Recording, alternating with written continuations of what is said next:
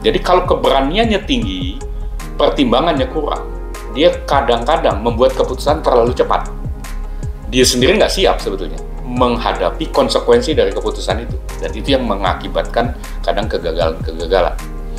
Tapi di ekstrim yang lain adalah orang yang pertimbangannya terlalu panjang. Ngomong berminat bisnisnya 2 tahun lalu, mulainya baru sekarang. Jadi kelamaan mempertimbangkan. Halo, jumpa lagi dengan Binatuku Sharing Session.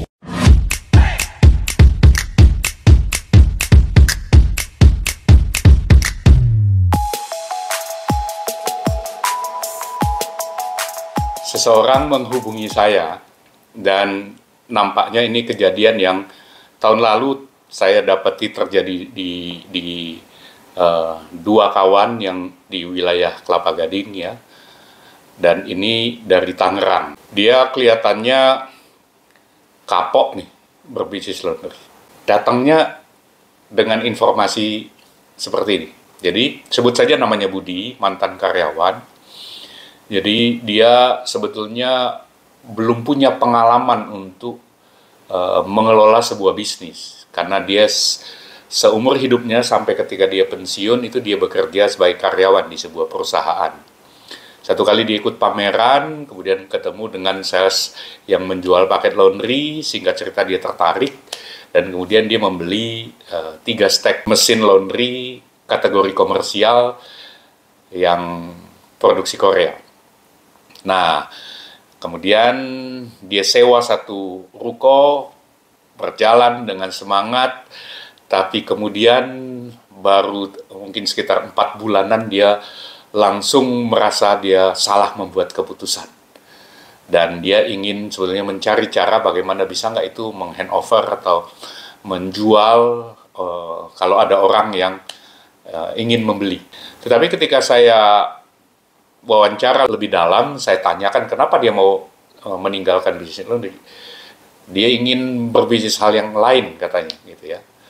Tapi saya sudah langsung melihat ini satu problem, mungkin dia gagal paham ya.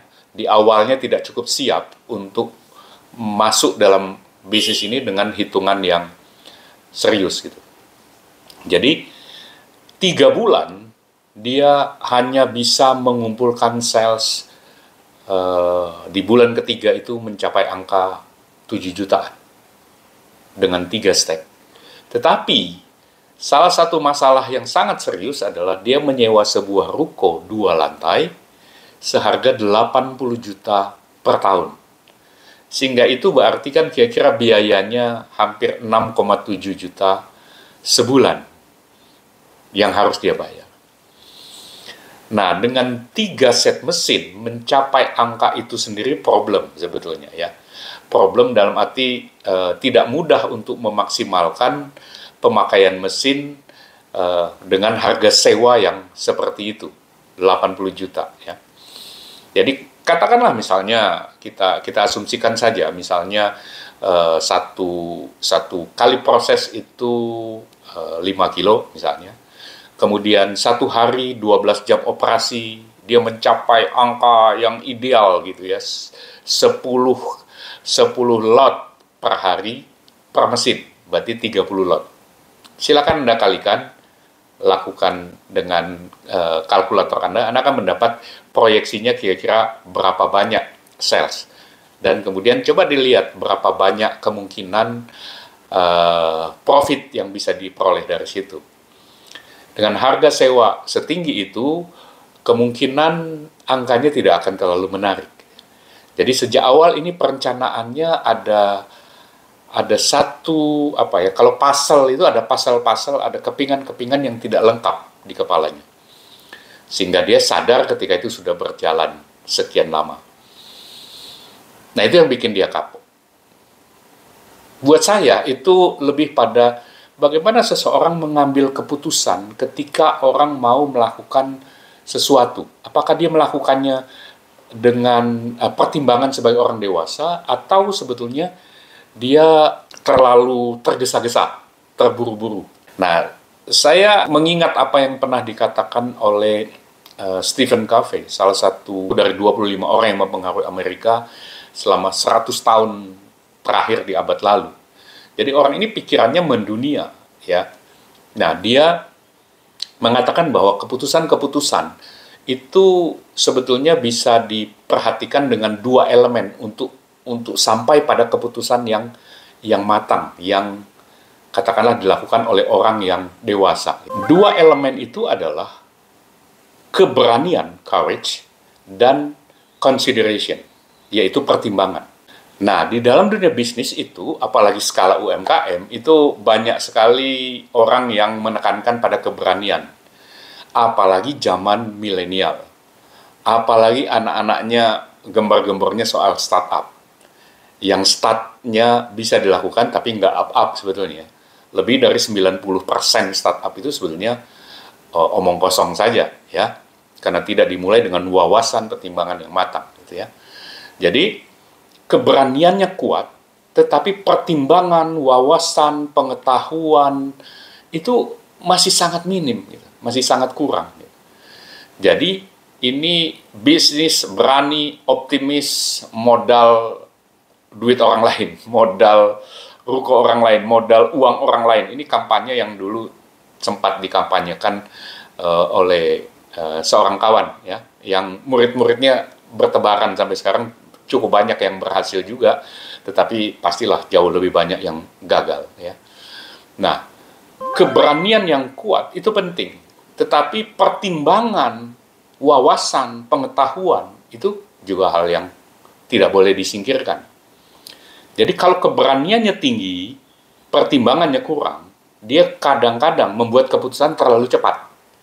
Dia sendiri nggak siap sebetulnya menghadapi konsekuensi dari keputusan itu. Dan itu yang mengakibatkan kadang kegagalan-kegagalan.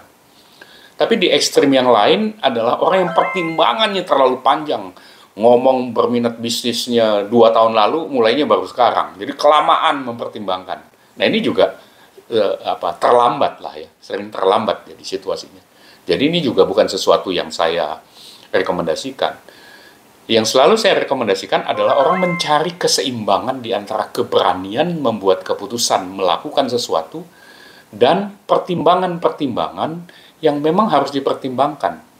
Nah, itulah sebabnya kenapa saya mengambil posisi sebagai advisor untuk orang yang berada di bisnis laundry.